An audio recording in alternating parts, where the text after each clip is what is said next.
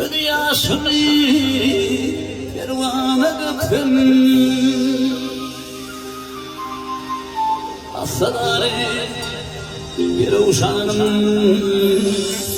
aldırdım. Yedi dağları yaşırına kalmaktım. Ey doğulları adırdanımın aldırdım. Yedi dağları yaşırına kalmaktım. Ey doğulları adırdanımın aldırdım.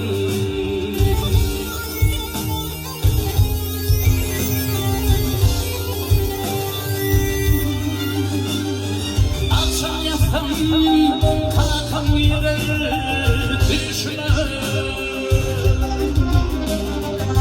bitirdim hiç yaramın içime.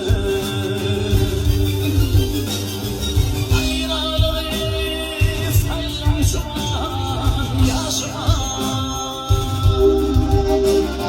Ey doğulları kalkam zani aldırdım.